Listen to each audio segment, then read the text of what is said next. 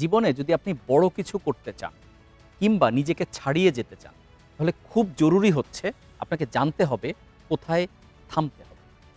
এই থামতে না জানলে খুব বড় একটা বিপর্যয় হয়তোবা আপনার জন্য অপেক্ষা করছে। কেন বলা এই কথা? কারণ বাংলাদেশ ক্রিকেটে আমরা অনেক দিন ধরেই দেখছি ক্রিকেটাররা ঠিক জানেন না কখন তাদেরকে থামতে হবে বা তাদের ক্যারিয়ার প্ল্যানিং কি হবে, যে কারণে বারবারই প্রশ্ন ওঠে। একটা ছোট্ট এক্সাম্পল খুব পরিষ্কার হবে জিনিসটা। রাহুল দ্রাবিড়ের কথা দেখেন। তিনি ভারতের কোচ, এই বিশ্বকাপ তার শেষ বিশ্বকাপ, এবং তিনি চ্যাম্পিয়ন হবেন কি না হবেন কেউ তো জানতো না। এমনকি চ্যাম্পিয়ন হওয়ার পরেও তাকে রাখার জন্যে কোনো না কোনো মহল থেকে কিন্তু কথা বলা হয়েছে, চেষ্টা করা হয়েছে, কিন্তু তিনি থাকবেন আগেই ক্লিয়ার করেছেন এবং তিনি থাকছেন না। কোচে এখানে বদল হবে। এছাড়াও রোহিত, বিরাট, তাদের কথা তো পরে আলাপই করব। তবে এই যে থামতে জানে না বাংলাদেশের ক্রিকেটাররা, সেসব নিয়ে কথা বলবো আজকের লেটস প্লেতে। আপনাদের সঙ্গে আছি আমি, রাকিবুল হাসান। অনেক আগে থেকে আপনি যদি বলেন বাংলাদেশ ক্রিকেট বদলে দেওয়ার অন্যতম রূপকার হচ্ছে মাশরাফি বিন মুর্তজা, কিন্তু তিনি কিন্তু থামেননি। তাকে কি আপনি সাবেক বলতে পারবেন? না, বলতে পারছেন না, কারণ তিনি রিটায়ার্ড ঘোষণা করেননি। হ্যাঁ, একটা ফরম্যাট থেকে করেছিলেন, টি-20 থেকে, সেটা শ্রীলঙ্কার মাটিতে বসে তিনি করেছিলেন। তার বাইরে কিন্তু তিনি আপোষেই দলের বাইরে চলে গেছেন এবং তিনি নিজেও অনেকবার মিডিয়ার মুখোমুখি হয়ে বলেছেন যে না, তিনি রিটায়ার্ড ঘোষণা করবেন। তিনি এখনও খেলা চালিয়ে যাচ্ছেন, ঘরোয়া লিগ খেলছেন, ইন্টারন্যাশনাল ক্রিকেটে ফিরবেন না আমরা সবাই জানি, সংসদ সদস্য হিসাবে সফল হয়ে গেছেন, কিন্তু তাকে আমরা সাবেক বলতে পারছি না। ঠিক একইভাবে এর আগেও যখন যাওয়া যাবে, ধরেন মোহাম্মদ আশরাফুল, তিনি কি রিটায়ার্ড ঘোষণা করেছেন? করেননি।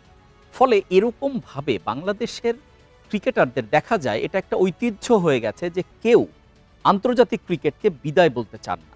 তার একটা সামাজিক ব্যাখ্যা ছড়িয়ে পড়েছে, সামাজিক যোগাযোগ মাধ্যমে এটা খুবই চাউর এবং বাস্তবতাও সেটাই।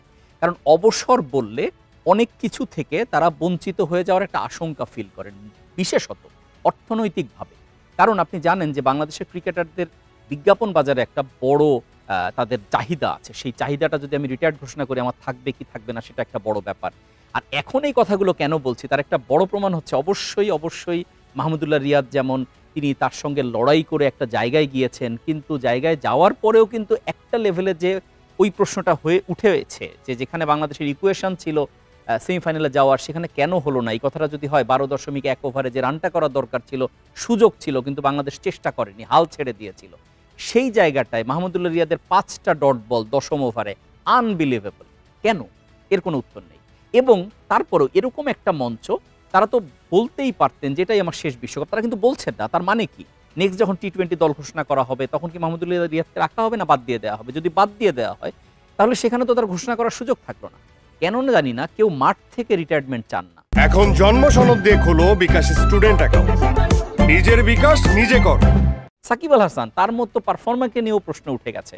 আপনি যদি দেখেন তার ব্যাটিং ফর্মটা একদমই খারাপ হয়ে গেছে, চোখের সমস্যায়, মানে ইনজুরিতে ভুগছিলেন, তিনি বল ঠিক মতো দেখছেন না। এটা তার সঙ্গে কথা বলেছেন এমন অনেক সাবেক ক্রিকেটার, বর্তমান ক্রিকেটাররাও নিশ্চিত করেছে। তিনি নিজেও অনেক জায়গায় বলেছেন যে তিনি চোখের সমস্যায় ভুগছেন। ফলে চোখের সমস্যায় যদি ভোগেন, ব্যাটিংটা ভালো হবে না, এটা জানা কথা। বোলিং ধার কমে গেছে, অলরাউন্ডার র্যাঙ্কিংয়ে অনেক নেমে গেছেন, কিন্তু তারপরও তিনি ঠিক জানেন না কোথায় থামবেন। তিনি টুর্নামেন্ট শেষে একটা প্রেস কনফারেন্সে বলেছেন যে তিনি 2026 বিশ্বকাপও খেলতে চান, মানে পরের টি-20। এখন আপনাকে যদি প্রশ্ন করা হয় যে অনেক বড় ফিগার হতে পারেন, অনেক বড় ক্রিকেটার হতে পারেন, কিন্তু 2026-এ সাকিবকে রাখায় কি আপনি মত দেবেন? আমার মনে হয় দেবেন না। কারণ যে সাকিবকে দেখা গেছে, সেই সাকিবের পক্ষে রিকভার করে এসে ওই বয়সে যে আসলে সম্ভব না। টি-20 তারুণ্যের খেলা মূলত, কিন্তু সেখানে সিনিয়ররা গাইড করবেন, কিন্তু তারা কিন্তু ছিটকে যেতে পারবেন না।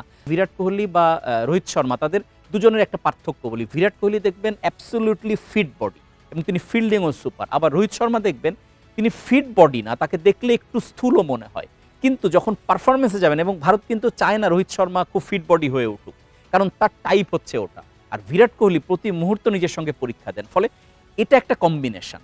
এবং আরেকটা ছবি আজকে ছড়িয়ে পড়েছে, এই দুজনের একটা দারুণ ছবি সব জায়গায় ছড়িয়ে পড়েছে। ভারতের ফ্ল্যাগ নিয়ে, দুজন ট্রফি নিয়ে একসঙ্গে পাশাপাশি পোজ দিয়েছেন। এই দুজনের মধ্যে কিন্তু বিরোধ অনেক দিনের, এটা মানে শুধু আমরা না, সবাই জানে, পুরো ক্রিকেট বিশ্ব জানে।